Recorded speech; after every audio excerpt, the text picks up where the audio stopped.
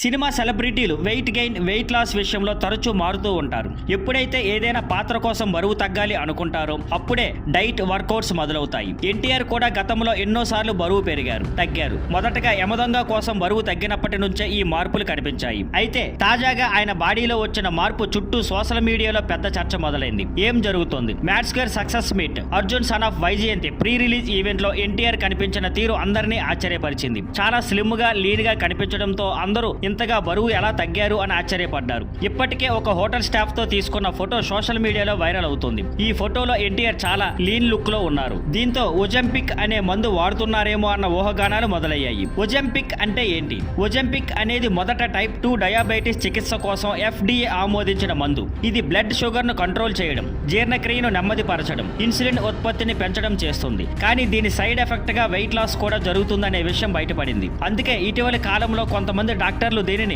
Off label గా weight loss కోసం సూచిస్తున్నారు. కానీ దీని ఉపయోగంపై ఇంకా పలు ఆరోగ్య సమస్యలపై శ్రద్ధ అవసరం. NTR team clarity. ఈ రూమర్లపై ఎన్టీఆర్ టీమ్ స్పందించింది. వారి ప్రకారం ప్రశాంత్ నీల్ డైరెక్షన్ లో రాబోయే సినిమా కోసం ఎన్టీఆర్ ప్రత్యేకంగా తన్ను సన్నగా తయారు చేస్తున్నారు. ఇది పూర్తిగా ప్లాన్ చేసుకున్న ఫిజికల్ ట్రాన్స్ఫర్మేషన్ అని చెప్పారు. ఎలాంటి డ్రగ్ లేదా ఇంజెక్షన్ వాడకం లేదని స్పష్టం చేశారు. అంతేకాకుండా కళ్యాణ్ రామ్ కూడా స్పందిస్తూ అది ఎన్టీఆర్ కొత్త సినిమా కోసం చేయిస్తున్న బాడీ ట్రాన్స్ఫర్మేషన్ మాత్రమే. ఆయన చాలా డెడికేటెడ్ అని చెప్పారు.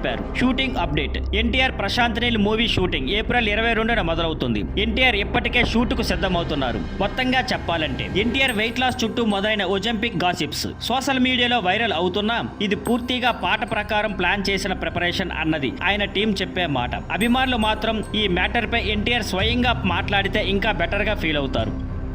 Thank you for watching. Please like, share and subscribe.